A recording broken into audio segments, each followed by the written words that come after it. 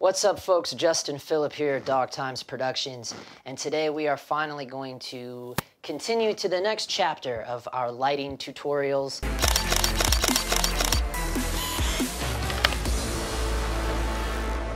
Okay, folks, now we're back in it here. Again, I apologize for any weird lighting or out of focus on me. This is clearly a behind-the-scenes kind of shot here, and it's just because I want to work off of my natural room tone light that's coming in through the window here. Now, with this new lighting change with the sun and this direction, yesterday we were in here about around 3 to 4 p.m., and as of right now, it's 11:53 a.m. So our light is more in the front coming, the sun is more in the front of the building shining through, actually more ideal for building off of a natural lighting situation. So now I'm getting an f8 reading on this side of the talent's face. And now on the downside, the camera side, I'm getting an f4 right here, which is actually a perfect 2-to-1 lighting ratio. Whereas in yesterday's video, it was opposite. So now today I actually can use my natural light as my key source, which is what I originally wanted to do anyways. So when thinking about doing this and thinking of your location, it's good to do these lighting tests because now you know what time of day is ideal for you guys to shoot in there if you want to use the natural light as your key light source. So if this was an actual shooting situation and this is where we were going to be, I would say, hey man, we need to be in here, shooting in there in the morning versus past noon, because I want to be able to use the natural light as our key lighting source. Okay, so now I know my camera side, the downside is f4, and this key side is an 8. And this is actually going to be a lot better for us because now I'm going to be shooting this way because I'm going to stay on the fill side. I always like to shoot keep the camera on the fill side versus having the camera on the key side. There's just more interesting shadows and contrast when you're shooting on the fill side. And also this way it's going to be nice because I can use this light here as a nice practical in the background, and I'm going to hide a little baby Aperture Amaran 198 LED panel with a tungsten hard gel on it, and I'm going to hide it up underneath this lamp so I can have a dimmable LED light and try to get my background light to be a 2.8 would be ideal. So that's what we're going to try to do. Also, one thing I didn't mention yesterday about the director's viewfinder of this particular one is that you can set it to where you can match to your camera sensor.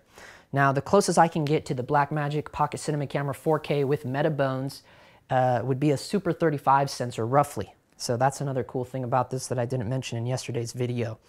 Okay, so I'm on 50 here. Now I want to be on the downside here of my friend, and this should be a pretty interesting shot right here. This would definitely be the close-up. So we would probably have to go with 35. Yeah. So about a 35 mil right there, and I'll have a really nice kind of close-up medium shot with a nice practical light in the background. So I will have to figure out my background light with this Aperture Amaran LED. As you'll notice, I have yet to turn on the camera. The BlackMagic is what we're shooting this for this scene here. Didn't turn it on at all yesterday, and still haven't turned it on today. You can literally do all of this stuff if you just have your director's viewfinder and your light meter, and it's all about saving time and being efficient, because it's a big thing when you're talking about, you just have to walk around the room with these two little items rather than picking up this entire camera and tripod and coming here and going, oh no, that's not working, coming over here, oh no, that's not working, oh, it's just, and then you're swapping lenses, and then the whole reasoning behind me wanting to learn how to use a light meter and get better at lighting in general is not only because I want my shot to look better, obviously, and I want to get better at the artistry of cinematography, obviously, but also you want to be more efficient on set. It's one thing if you're good, but it's another thing if you're good and efficient and fast, right? So it's getting that super combo. All right, so now I want to put this LED up under here with a crab clamp. Now, you could say, why aren't you just turning on the light? Well, you can't really dim this light. This light is not on a dimmer. I don't even own dimmers. You know, I'm even more low budget than that. So I would rather have this little baby LED in here because I can control the LED. I can dim it, and I already put a little hard tungsten gel on it, so I don't have to worry about it not being a tungsten source. It's just easier for me to do it like this. Now I have a little practical light there. And now what you want to do is you want to spot meter that and see what exactly is the, what's going on here with this. And it's actually a little too bright. Right now I'm getting a 4 on it, and I'd rather have it around an F2. So I got it at an F5. So it's a little bit different. So now I got an 8 for my key. On my natural fill side here of the ambience of the room is a 4, and I just got a little bit of light here, about an F5. Now, it doesn't, I guess, make much sense for this light to be on during the day. And you do see that quite often, where it could be arguable as, why do they have this light on when there's a light here in the window? There's a couple different ways you can justify that. One is you could say, well, in this shot, in this setup, we're never even going to really see the window.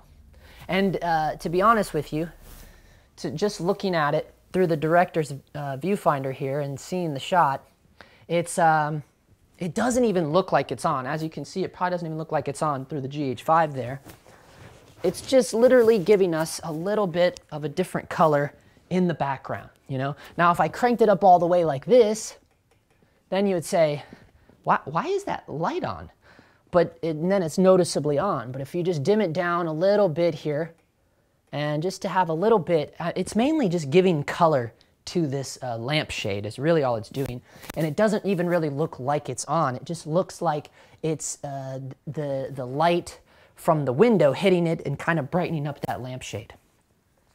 So that's kind of one way you could justify around it, saying, is that lampshade on? Or no, the lamp is definitely it definitely looks like it's not turned on. So that's one way that you can get a little bit of background light without, you know, pulling people out of it and saying, why do they have this lamp on right next to the window?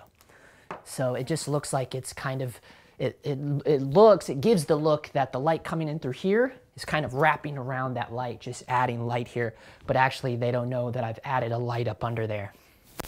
Okay, so now let's just recheck everything and see what we're working with here before I finally get around to turning on the camera.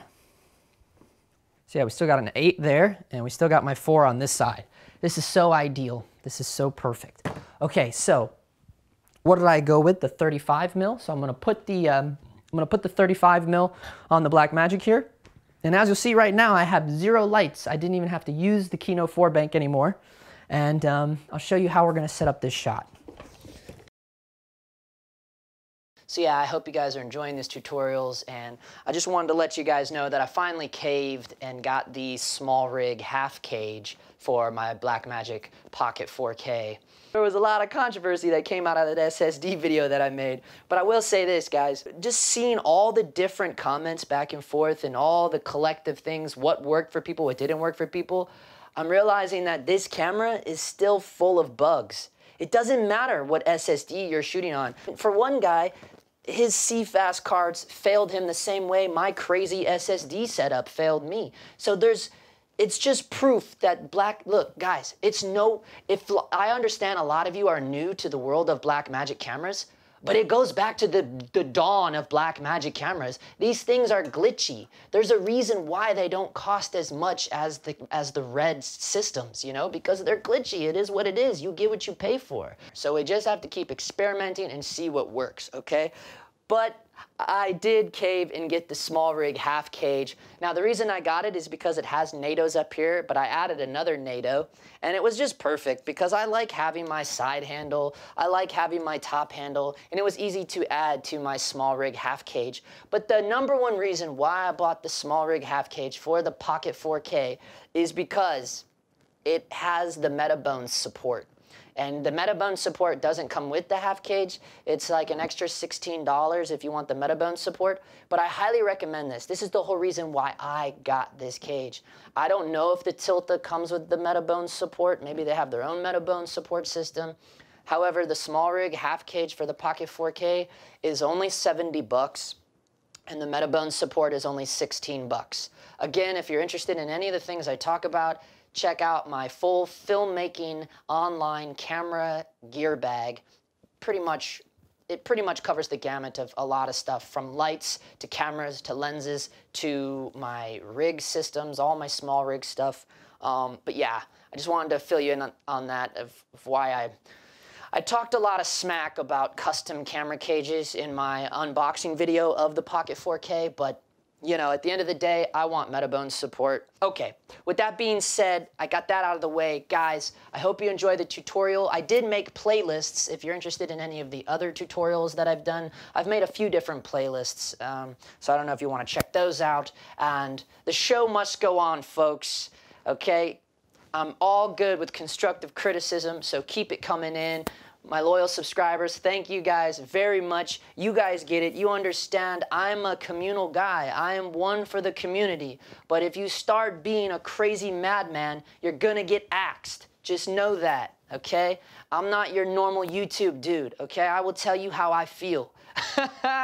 Okay, so with that being said, enjoy this tutorial, and we'll catch you next time. That's a wrap.